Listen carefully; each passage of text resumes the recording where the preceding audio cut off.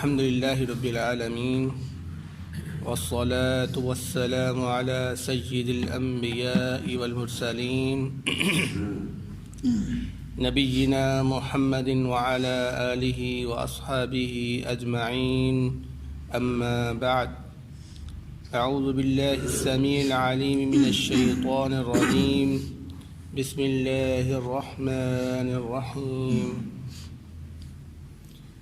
وَمِنْهُمْ مَنْ يَلْمِزُكَ فِي الصَّدَقَاتِ، اور ان میں سے کچھ ایسے بھی ہیں جو آپ صلی اللہ علیہ وسلم پر عیب نکالتے ہیں صدقات میں. فَإِنْ أُعْطُوا مِنْهَا رَضُوا، پس اگر ان کو اس میں سے کچھ دیا جائے تو یہ خوش ہو جاتے ہیں. وَإِنْ لَمْ يُعْطَوْا مِنْهَا إِذَا هُمْ يَسْخَطُونَ، اور اگر ان کو نہ دیا جائے ان میں سے کچھ تو یہ فوراً ناراض ہو جاتے ہیں.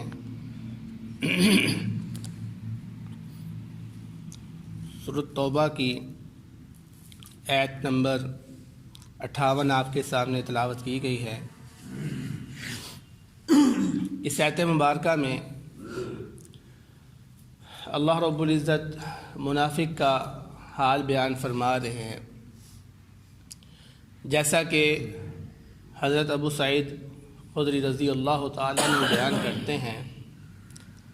فرماتے ہیں کہ رسول اللہ صلی اللہ علیہ وسلم ایک دفعہ مال تقسیم کر رہے تھے تو اچانک ایک منافق آپ صلی اللہ علیہ وسلم کے پاس آیا جس کا نام ذوالخویصرہ تمیمی تھا. اس نے کہا یا رسول اللہ، اللہ کے رسول، اعدل، انصاف کیجیے، انصاف کیجیے. کیونکہ اس منافق کو اس میں سے نہیں مل رہا تھا، تو اس نے کہا مجھے نہیں مل رہا تو اس کا مطلب ہے انصاف نہیں ہو رہا. تو نبی کریم صلی اللہ علیہ وسلم نے جب یہ جملہ سنا تو اللہ کے نبی غصے سے لال پیلے ہو گئے اور فرمایا افسوس ہے تیرے لیے، مجھے بتاؤ اگر میں انصاف نہیں کروں گا تو پھر کون کرے گا. اور پھر پاس کرے حضرت عمر بن خطاب رضی اللہ تعالیٰ عنہ فرماتے ہیں کہ اللہ کے رسول، آپ مجھے اجازت دیجیے کہ میں اس کا سر قلم کر دوں کہ اس نے آپ کی گستاخی کیوں کی. لیکن نبی کریم صلی اللہ علیہ وسلم نے حضرت عمر رضی اللہ تعالیٰ عنہ کو اجازت نہیں دی اور فرمایا کہ اس کے اور بھی کچھ ساتھی ہیں جن کی نمازوں کو اگر تم دیکھو اور جن کے روزوں کو اگر تم دیکھو تو تم اپنی نمازوں کو، اپنی روزوں کو حقیر جانو. یعنی یہ لوگوں کو دکھوانے کے لیے اتنی اچھی نماز پڑھتے ہیں، اتنی خشوع و خضوع سے یہ عبادت کرتے ہیں جیسے ان سے بڑھ کر کوئی ہے ہی نہیں. لیکن ان کا جو دین ہے وہ ان کے اندر سے اس طرح سے نکلتا ہے جس طرح سے تیر کمان کے اندر سے نکلتا ہے. یعنی یہ جو دکھلاوے کا دین ہوتا ہے، یہ جو دکھلاوے کی عبادات ہوتی ہے، وہ انسان کو فائدہ نہیں دیتی. اس کو اگرچہ یہ ادا تو کرتے ہیں لیکن ان کے اندر نہیں وہ رہتا، وہ فوراً نکل جاتا ہے ان کے اندر سے. تو اسی طرح غزوہ حنین کے موقع پر بھی جب نبی کریم صلی اللہ علیہ وسلم نے مال غنیمت کو تقسیم کرنا چاہا تو اس موقع پر بھی انہوں نے اس طرح کی ہی گستاخیاں کی اور گستاخانہ الفاظ استعمال کیے، جس پر حضرت خالد بن ولید رضی اللہ تعالیٰ عنہ اور عمر بن خطاب رضی اللہ تعالیٰ عنہ دونوں نے مل کر بولا کہ ہم ان کے سر قلم کر دیتے ہیں کہ یہ بار بار جو ہے نا وہ گستاخیاں کی جا رہے ہیں. تو منافق کی جو ہے نا وہ عادت بن چکی ہوئی تھی کہ وہ مسلمانوں کے اندر کوئی نہ کوئی فتنہ پیدا کرتے تھے، مسلمانوں کو یہاں تک کہ آپس میں لڑانے کی کوشش کرتے تھے. ایک مرتبہ انہوں نے مہاجرین اور انصار کی آپس میں لڑائی کروا دی تھی، جو بعد میں رسول اللہ صلی اللہ علیہ وسلم نے بڑی مشکل سے ان کی صلح کی. تو اللہ رب العزت بیان فرما رہے ہیں کہ وَلَوْ أَنَّهُمْ رَضُوا مَا آتَاهُمُ اللَّهُ وَرَسُولُهُ، کہ کاش کہ وہ اس چیز پہ راضی ہو جاتے جو اللہ اس کے رسول نے اس کو عطا کیا ہے۔ وقالوا، اور وہ کہتے، حسبنا اللہ، کہ ہمیں اللہ رب العزت کافی ہے۔ سیؤتین اللہ من فضلہ، اور ان قریب اللہ رب العزت ہمیں اپنے فضل سے اور دے گا۔ ورسولہ، اس کے رسول بھی دیں گے۔ انا الی اللہ راغبون، بے شک ہم اللہ رب العزت کی طرف ہی رغبت کرنے والے ہیں۔ تو اللہ رب العزت فرما رہے ہیں ان کو چاہیے تو یہ تھا کہ جتنا مل گیا ہے اس پہ صبر کرتے اور اللہ رب العزت سے دعائیں مانگتے کہ اللہ ہمیں اور دے، تو اللہ رب العزت شکر کرتے ہوئے ان کے اوپر فضل کرتے، ان کو اور زیادہ دیتے۔ لیکن انہوں نے اس طرح کی کلمات نہیں کہے، بلکہ دین کے اندر ہمیشہ انہوں نے طعن ہی کیا ہے اور خرابیاں ہی نکالنے کی کوشش کی ہے۔ اب اس موقع پر بعض لوگ ایک بہت ہی غلط مفہوم لیتے ہیں، اور وہ کیا ہے؟ وہ یہ ہے کہ کہتے ہیں کہ جس طرح اللہ رب العزت رازق ہے، دینے والا ہے، اسی طرح محمد صلی اللہ علیہ وسلم بھی رازق ہے، دینے والے ہیں، رزق دینے والے ہیں۔ کیسے جی؟ کیا دلیل ہے؟ وہ کہتے ہیں کہ دیکھو یہاں پر اللہ رب العزت نے فرمایا کہ وَلَوْ أَنَّهُمْ رَضُوا مَا آتَاهُمُ اللَّهُ وَرَسُولُهُ، اگر وہ اس چیز پہ راضی ہو جاتے جو ان کو اللہ اس کے رسول نے دیا ہے، تو اللہ تعالیٰ بھی دینے والے ہیں اور رسول بھی دینے والے ہیں۔ اس سے معلوم ہوا کہ رازق اللہ بھی ہے اور محمد صلی اللہ علیہ وسلم۔ اب آپ ذرا اندازہ کیجئے کہ یہاں پر پس منظر کیا پیش ہو رہا ہے کہ اللہ کے نبی صلی اللہ علیہ وسلم نے صدقے کا مال تقسیم کیا ہے، اور اس پر انہوں نے کیا سمجھا ہے کہ اللہ کے نبی رازق بن گئے۔ یہ تو ایسے ہی جو ہے نا وہ مثال ہے کہ جیسے یہاں پر کوئی بندہ چاولوں کی دیگ جو ہے نا وہ تقسیم کر رہا ہو، تو کسی کو بندہ کہہ دے ہاں بھائی یہ چاول تم لے لو، اپنے گھر والوں کے بھی کے لیے لے جاؤ، تو وہ خوشی سے آ کے کہ بھی اللہ تعالیٰ آپ سے اور میں آپ سے اور اللہ تعالیٰ سے راضی ہو گیا ہوں کہ آپ نے مجھے دیا، تو پاس کھڑا سننے والا کہتے ہیں ہاں اس کا مطلب ہے یہ بھی رازق ہے، یہ دیگ تقسیم کرنے والا یہ بھی رازق ہے اور اللہ بھی رازق ہے۔ تو میرے خیال میں کوئی بھی سمجھدار بندہ اس کو رازق نہیں بنائے گا۔ تو اسی طرح یہ ہے، اگر اللہ کے نبی صلی اللہ علیہ وسلم مال غنیمت کو تقسیم کر رہے ہیں تو اس کا مطلب یہ نہیں ہے کہ وہ خدا بن گئے ہیں، وہ اللہ بن گئے ہیں۔ تو یہ انتہائی غلط مفہوم لوگ لیتے ہیں جو صرف اپنی بات کو سچا کرنے کے لیے قرآن کے معنی کے اندر تحریف کرتے ہیں تاکہ ہمارے پاس کوئی نہ کوئی دلیل بن جائے۔ حالانکہ اگر یہاں پر مقصود یہی ہوتا کہ اللہ تعالیٰ بھی رازق ہے اور محمد صلی اللہ علیہ وسلم بھی رازق ہے، تو یہاں پر اللہ رب العزت نے جو الفاظ آگے استعمال کیے ہیں سیؤتین اللہ، کہ ہمیں عن قریب دے گا اللہ رب العزت، صرف اللہ کے لفظ بولے ہیں، یہ نہیں کہا سیؤتین اللہ ورسولہ، صرف اللہ کے لفظ بولے ہیں کیونکہ رازق صرف وہی ہے۔ اور اسی طرح اسی آیت کے آخر میں فرمایا انا الی اللہ راغبون، ہم صرف اللہ رب العزت کی طرف رغبت کرنے والے ہیں، یعنی اس سے مانگنے والے ہیں۔ یہ نہیں کہا ہم اللہ اس کے رسول کی طرف رغبت کرنے والے ہیں، نہیں، رازق صرف اللہ ہے۔ اس لیے آیت کے آخر میں بھی کہا کہ ہماری رغبت صرف اللہ رب العزت کی طرف ہے، وہی ہمیں دینے والا ہے۔ تو اس سے معلوم یہ ہوتا ہے کہ یہ جو لوگ غلط مفہوم لیتے ہیں یہ سراسر شریعت کے خلاف ہیں، اور ایسا کرنا ان کے لیے باعث عذاب بن جائے گا کہ وہ قرآن کی آیات کے اندر تحریف کر کے اپنی بات کو سچا کرنے کی کوشش کرتے ہیں۔ تو اللہ رب العزت نے آگے فرمایا انما الصدقات، کہ بے شک یہ جو صدقات ہیں للفقراء، یہ فقیروں کے لیے، یعنی جب دیکھا کہ یہ منافقین آئے دن نبی پاک صلی اللہ علیہ وسلم کی گستاخیاں کر رہے ہیں اس صدقے کی وجہ سے، تو اللہ رب العزت نے صدقات کے مصارف کو خود چن لیا اور متحد کر دیا کہ اب یہ جو صدقات ہیں سوائے ان 8 کے کسی کو نہیں دیا جائے گا۔ تو ان صدقات سے مراد کیا ہے؟ عام طور پر جہاں پر بھی لفظ صدقہ بولا جائے تو اس سے مراد نفلی صدقہ ہوتا ہے۔ جہاں پر بھی لفظ صدقہ بولا جائے اس سے مراد نفلی صدقہ ہوتا ہے، لیکن اس جگہ پر نفلی صدقہ نہیں بلکہ فرضی صدقہ مراد ہے، جیسا کہ اس آیت کے آخر میں اللہ رب العزت نے فرمایا فریضۃ من اللہ،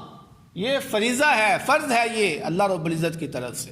تو مراد یہ ہوا کہ یہ صدقہ نفلی نہیں بلکہ یہ فرضی صدقہ یہاں سے مراد ہے۔ اور فرضی صدقے سے مراد کیا ہے؟ ہماری زکوٰۃ یا عشر وغیرہ جو ہم سال کے بعد نکالتے ہیں۔ تو یہ جو زکوٰۃ ہے یا پھر عشر ہے، یہ کن کا حق ہے؟ اللہ رب العزت نے اس آیت کے اندر 8 مصارف اس کے بیان کیے ہیں، جس میں سے سب سے پہلے فرمایا للفقراء، فقیروں کے لیے ہے۔ دوسرے نمبر پر بیان کیا والمساکین، مسکینوں کے لیے ہے۔ تو یہ فقیر اور مسکین میں کیا فرق ہے؟ عام طور پر فقیر اور مسکین ایک ہی معنی میں استعمال ہوتے ہیں، لیکن اگر ایک ہی جگہ پر یہ اکٹھے آ جائیں تو اس میں تھوڑا سا فرق ہوتا ہے۔ فقیر وہ ہوتا ہے جس کے پاس کھانے کے لیے کچھ بھی نہیں ہے، ایک ٹائم کے لیے بھی اس کے پاس کچھ نہیں ہے کہ وہ کھا لے، اتنا وہ غریب ہوتا ہے کہ وہ اپنے آپ کو کھانا بھی نہیں دے سکتا۔ اور مسکین وہ ہوتا ہے کہ جو کم از کم 1-2 ٹائم کا کھانا کھا لیتا ہے لیکن تیسرے ٹائم کا کھانا نہیں کھا پاتا وہ، لیکن وہ کچھ کماتا تو ہے لیکن اس کی ضروریات اس کمائی سے پوری نہیں ہوتی، تو اس کو مسکین بولتے ہیں۔ تو اس لیے پہلا جو درجہ ہے وہ فقیر کا ہے جو زیادہ کمزور ہے، اس لیے اللہ رب العزت نے سب سے پہلے فقیر کو ذکر کیا کہ فقیر دیکھو، کوئی فقیر ہے تو اس کو صدقہ دو۔ نمبر 2 پر مسکین دیکھو، کیونکہ اس کا اس کے بعد درجہ ہے۔ فرمایا یہ صدقہ جو ہے، جو زکوٰۃ کا جو مال ہے، یہ فقیروں کو دو اور مسکینوں کو دو۔ والعاملین علیہا، اور جو عامل ہے اس کے اوپر کام کرنے والے ہیں ان میں یہ تقسیم ہو سکتی ہے زکوٰۃ۔ عامل سے مراد کیا ہے؟ عامل سے مراد یہ ہے جیسے محکمہ زکوٰۃ، یعنی ادارہ، کوئی بھی زکوٰۃ جمع کرنے والا ادارہ ہے، اس ادارے کے جتنے بھی ملازمین ہیں، خواہ وہ زکوٰۃ کو اکٹھے کرنے والے ہوں، خواہ وہ زکوٰۃ کا حساب کرنے والے ہوں، خواہ وہ زکوٰۃ کو آگے غریبوں میں تقسیم کرنے والے ہوں، ہر قسم کے ملازم کی تنخواہ جو ہے وہ اس زکوٰۃ کے مال سے ادا کی جا سکتی ہے۔ آگے فرمایا والمؤلفۃ قلوبہم، اور وہ لوگ کہ جن کے دلوں کے اندر الفت آپ پیدا کرنا چاہیں، تو الفت پیدا کرنے کے لیے آپ زکوٰۃ کا مال استعمال کر سکتے ہیں۔ اب اس سے مراد اصل وہ کفار ہیں کہ جو ابھی مسلمان نہیں ہوئے لیکن ان کے مسلمان ہونے کی امید ہے، تو ایسے مسلمان، ایسے کفار کہ جن کے ساتھ اگر آپ ہمدردی کریں، آپ ان کو تحفے تحائف دیں تو آپ کو امید ہے کہ وہ مسلمان ہو جائیں گے، تو ایسے کفار کے اوپر زکوٰۃ کا مال خرچ کرنا بھی جائز ہے۔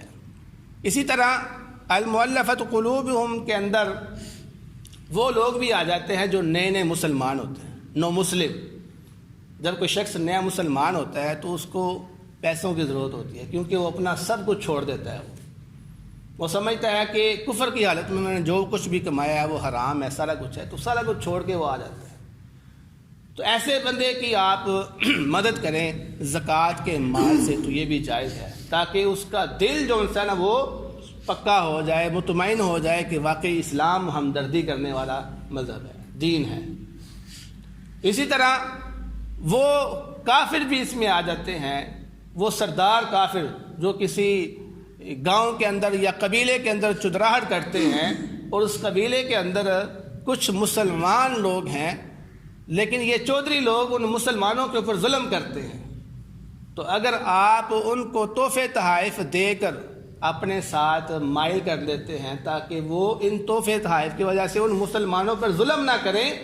تو یہ بھی جائز ہے کہ آپ زکوٰۃ کے مال میں سے ان کے دلوں کے اندر الفت پیدا کرنے کے لیے ان کو صدقہ زکوٰۃ میں سے تحفے تحائف دے سکتے ہیں۔ مقصد کیا ہے کہ وہ مسلمانوں کو وہ اذا نہ پہنچائیں، تکلیف نہ پہنچائیں، ان پہ ظلم نہ کریں۔ تو آگے فرمایا وَفِي الرِّقَابِ، اور گردنیں آزاد کرنے میں۔ آج کل کے وقت میں تو غلام یہاں پر نہیں ہوتے کہ جن کو آزاد کیا جائے، البتہ علماء نے اس کی ایک نئی شکل آج کل کے وقت میں بیان کی ہے، اور وہ یہ ہے کہ آج کل جو جیلوں کے اندر قیدی بیٹھے ہوئے ہیں، وہ قیدی کہ جو ظالمانہ نظام کے تحت قیدی بن گئے ہوئے ہیں، وہ قیدی کہ جو بے قصور ہیں، ان کے اوپر الزام لگا کر ان کو قیدی بنا دیا گیا ہے، وہ قیدی کہ جو شرعی لحاظ سے قیدی نہیں ہے لیکن ان کفریہ نظام کے تحت وہ قیدی ہیں، تو ایسے قیدیوں کو چھڑوانا بھی اس کے زمرے میں آتا ہے کہ آپ زکوٰۃ کے مال سے ایسے لوگوں کو جو خود اپنے آپ کو پیسے دے کر آزاد نہیں کر سکتے اور وہ مظلوم ہیں، تو ان کو زکوٰۃ کے پیسے دے کر آپ جیل سے آزاد کروا سکتے ہیں۔ اور آگے فرمایا والغارمین، اور مقروض لوگ، ایسا شخص جو قرض لے بیٹھتا ہے لیکن اس کو ادا نہیں کر سکتا، یا ایسا شخص جس نے قرض لے کے کھیتی باڑی کی لیکن وہ کھیتی باڑی ساری تباہ ہو گئی، آفت آ گئی ہے، کیا کرے، اب قرض ہی قرض ہے اس کے اوپر، تو ایسے شخص کا قرض بھی زکوٰۃ کے مال سے ادا کیا جا سکتا ہے، جیسا کہ حدیث مبارکہ میں بھی اس کا ذکر آتا ہے۔ تو آگے اللہ رب العزت نے فرمایا وفی سبیل اللہ، اور اللہ تعالیٰ کے راستے میں۔ لفظ سبیل اللہ جہاں پر بھی استعمال ہوتا ہے، اس کا سب سے پہلے جو مفہوم لیا جاتا ہے، معنی لیا جاتا ہے، وہ جہاد ہوتا ہے، کہ آپ جہاد کے راستے میں مال زکوٰۃ کو خرچ کر سکتے ہیں۔ تو جہاد آپ کو پتہ ہے کہ جہاد بالنفس بھی ہوتا ہے اور جہاد بالقلم بھی ہوتا ہے۔ تو اگر جنگ کرنے کے لیے آپ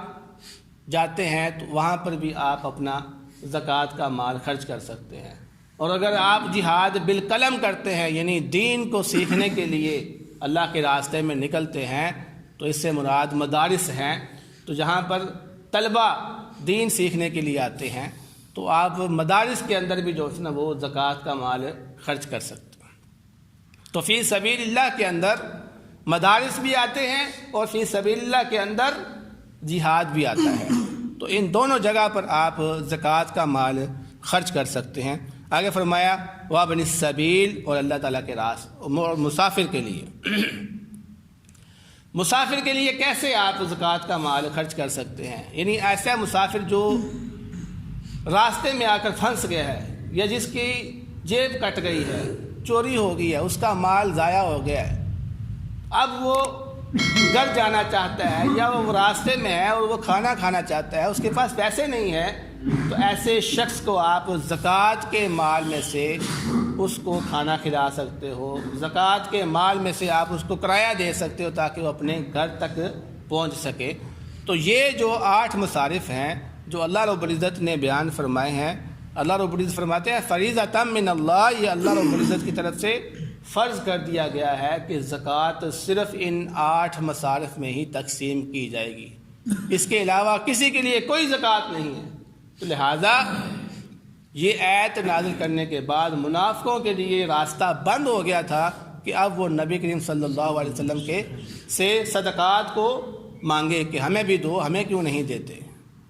اور اس کے بدلے میں جو اللہ کے نبی صلی اللہ علیہ وسلم کو برا بھلا کہتے تھے اس کا دروازہ بھی بند ہو جاتا ہے۔ تو اللہ رب العزت فرماتے ہیں واللہ علیم حکیم، اور اللہ رب العزت علم والا ہے، بڑی حکمت والا ہے، یعنی اللہ رب العزت نے یہ فیصلہ بڑی حکمت کے ساتھ کیا ہے کہ جس سے، جیسے وہ کہتے ہیں ہمارے عام طور پر مثال دی جاتی ہے کہ سانپ بھی مر جائے اور لاٹھی بھی نہ ٹوٹے، تو یہ ایسی ہی مثال ہے۔ اللہ رب العزت نے قانون ہی ایسا بنا دیا تاکہ وہ اس کی مخالفت ہی نہ کر سکے۔ تو دعا ہے اللہ رب العزت سے جو سنا ہے اس پر عمل کرنے کی توفیق عطا فرمائے۔ وما